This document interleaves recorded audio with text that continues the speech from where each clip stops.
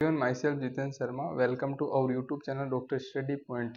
तो गाइस, आज की इस वीडियो के अंदर हम बहुत सारे डाउट जानेंगे या बहुत सारे क्वेश्चन जो हर स्टूडेंट के मन में होते हैं बीएमएस को लेकर, तो वो सारे क्लियर करेंगे। जैसे कि बीएमएस के अंदर क्या हमको हिंदी भी पढ़नी होती है, संस्कृत भी पढ़नी होती है, और बीएमएस के अंदर स्कोप बाकी सारी चीज़ें, जैसे कि बीएमएस को लेके जो नेगेटिविटी फैल रखी है वो चीज़ें, सारी चीज़ें आज हम इस वीडियो के अंदर जानेंगे। तो गाइस, सबसे पहले मैं बात करता हूँ BAMS, bachelor of Ayurvedic medicine and surgery. तो गाइस, ये 5.5 ईयर का कोर्स होता है जिसके अंदर 3 प्रोप होते हैं, पर प्रोप 1.5 ईयर का होता है। और गाइस, उसके बाद आपकी 1 साल इंटर्नशिप होती है। इंटर्नशिप के अंदर आपको 6 महीने की आयुर्वेदिक इंटर्नशिप होती है, फिर 6 महीने की एलोपैथिक इंटर्नशिप होती है।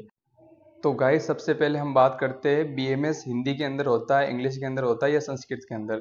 तो गाइस, जो भी नॉर्थ इंडिया के कॉलेज है बीएमएस के, वहाँ पे आपको हिंदी भी पढ़नी पड़ेगी, संस्कृत भी पढ़नी पड़ेगी और इंग्लिश भी पढ़नी पड़ेगी। और गाइस, हम फिर बात करते हैं साउथ के कॉलेज है, तो वहाँ पे आप प्रॉपर इंग्लिश के अंदर बीएमएस कर सकते हो। साउथ के अंदर कुछ कॉलेज है वहाँ से। गाइस, अब हम लोग जानते हैं बीएमएस के सिलेबस के बारे में। तो गाइस, सबसे पहले हम लोग जानते हैं बीएमएस के फर्स्ट प्रोप के सिलेबस के बारे में। तो गाइस, आपको फर्स्ट प्रोप के अंदर सबसे पहले संस्कृत पढ़ने को मिलेगी, फिर आपको संहिता पढ़ने को मिलेगी। संहिता के अंदर भी 2 बुक होती है, एक होती है अष्टांग हृदय, दूसरी होती है चरक। अष्टांग के भी आपको कुछ लिमिटेड चैप्टर पढ़ने हैं और चरक के भी लिमिटेड चैप्टर पढ़ने हैं फर्स्ट प्रोप के अंदर।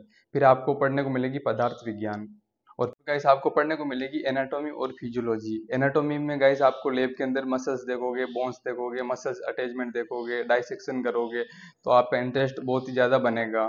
ऐसा नहीं कि ये सारी चीज़ें एमबीबीएस वाले करते हैं, बीएमएस वाले भी ये चीज़ें करते हैं। और फिजियोलॉजी के अंदर आप जब प्रैक्टिकल करोगे फिजियो के, तब आपका इंटरेस्ट और ज़्यादा बनेगा।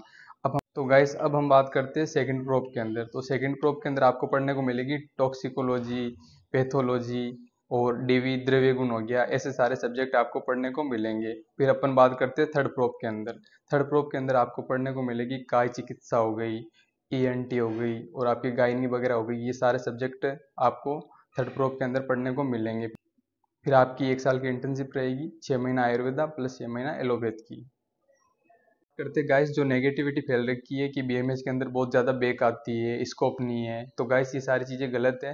ऐसा बिल्कुल नहीं है। देखो, कुछ बच्चे ऐसे होते हैं जिन्होंने ना तो नीट के अंदर पढ़ाई की है और ऐसे वैसे करके उन्होंने बीएमएस के अंदर एडमिशन ले लिया, फिर अब वहाँ पे भी पढ़ाई नहीं कर रहे हैं, तो ऑब्वियसली बैक तो आएगी आएगी। तो गाइस, इन सब चीज़ों से दूर रहे, सेल्फ मोटिवेट रहे, कभी भी डिमोटिवेट मत हो। और ऐसा नहीं है, बीएमएस के अंदर भी बहुत ही अच्छा स्कोप है। वैसे मैंने एक वीडियो बनाई भी है और नेक्स्ट वीडियो बहुत ही अच्छी स्कोप को लेकर मैं बनाने वाला हूँ।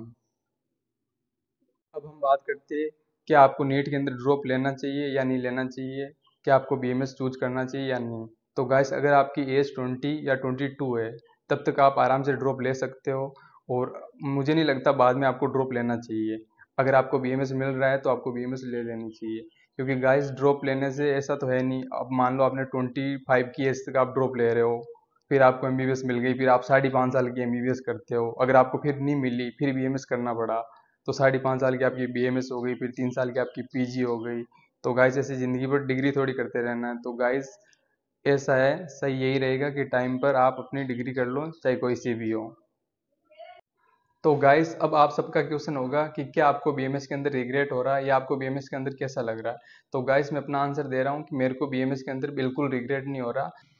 तो फ्रेंड्स, मैं अपना पर्सनल एक्सपीरियंस शेयर करूँ तो मैं 23 बैच से हूँ और 1 नवंबर 2023 के अंदर मैंने बीएमएस कॉलेज ज्वाइन किया था।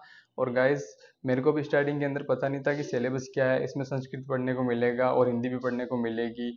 लेकिन जब मैं गया, मेरे को पढ़ने को ये मिला सारी चीज़ें, तब धीरे धीरे संस्कृत भी मैनेज हो गई, सारी चीज़ें हो गई।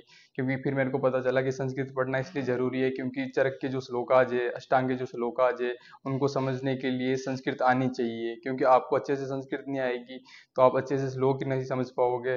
और हर एक चीज़ श्लोक के आधार पे समझाई गई है, चरक के अंदर, आगे सुश्रुत के अंदर, ये सारी चीज़ें। तो इसलिए आपको संस्कृत भी आना बहुत ज़रूरी है, इसलिए फर्स्ट ईयर के अंदर संस्कृत दिया गया है। तो guys, thank you so much. कैसी लगी आपको वीडियो?